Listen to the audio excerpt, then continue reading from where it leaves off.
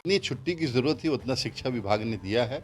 शिक्षा भी ज़रूरी है और धर्म भी ज़रूरी है और सभी त्यौहार भी ज़रूरी है। हम अपने बच्चों को चाहते हैं कि हमारे भविष्य वही हैं, उनको जितनी तालीम दी जाए, जितनी शिक्षा दी जाए, जितना मौका दिया जाए बेहतर है। तो छठ की छुट्टी हो ही रही है, ऐसा नहीं है कि छठ की छुट्टी नहीं हो रही है। छठ की छुट्टी भी होगी और शिक्षा भी होगा उसके बाद। नमस्कार, आप देख रहे हैं न्यूज फोनेशन। मैं हूं आपके साथ नरोत्तम सिंह। शिक्षक लगातार अपनी मांगों को लेकर आवाज़ उठाते रहते हैं। छुट्टियों को लेकर शिक्षक लगातार आवाज़ उठाते रहते हैं। शिक्षक कई बार सरकार छुट्टी नहीं देती है तो आक्रोश में भी रहते हैं।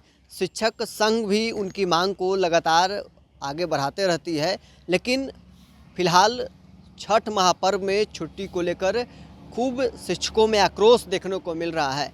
दरअसल आज़ादी से लेकर साल 2023 तक शिक्षकों का छुट्टी दीपावली से लेकर छठ महापर्व तक हुआ करता था, लेकिन इस बार छठ महापर्व में शिक्षकों की छुट्टी में कटौती किया गया है।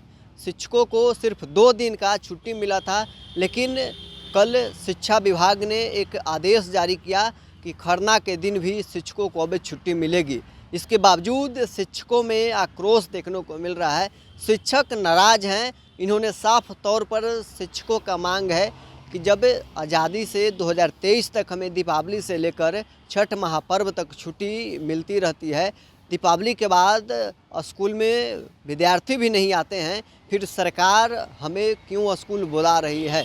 हमें स्कूल आने के बाद भी जो स्टूडेंट है वो स्कूल नहीं आएंगे तो फिर पठन पाठन कैसे हो पाएगा? अब इन सब मसलों पर सियासत भी हो रही है। उधर आरजेडी एक तरफ कह रही है कि ये सनातन की बात करने वाले बीजेपी के साथ नीतीश कुमार हैं और शिक्षकों के छुट्टी में कटौती किया जा रहा है। उधर जेडीयू के एमएलसी हैं खालिद अनवर, उन्होंने कहा है कि जितनी ज़रूरत है शिक्षकों के उतनी छुट्टी दिया गया है। धर्म भी ज़रूरी है लेकिन पठन पाठन भी ज़रूरी है। क्या कुछ कहना है खालिद अनवर का? सबसे पहले उनके बयान को सुनवाते हैं। छुट्टी की ज़रूरत थी उतना शिक्षा विभाग ने दिया है।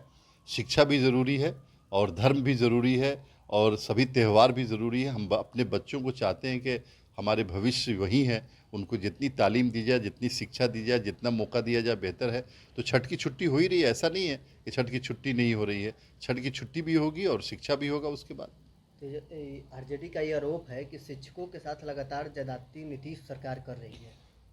उनको पता नहीं है कि किन्होंने शिक्षा विभाग को इतने ऊंचे स्तर पर पहुंचाया है। आज इतने बड़े पैमाने पे शिक्षकों की बहाली कौन कर रहा है?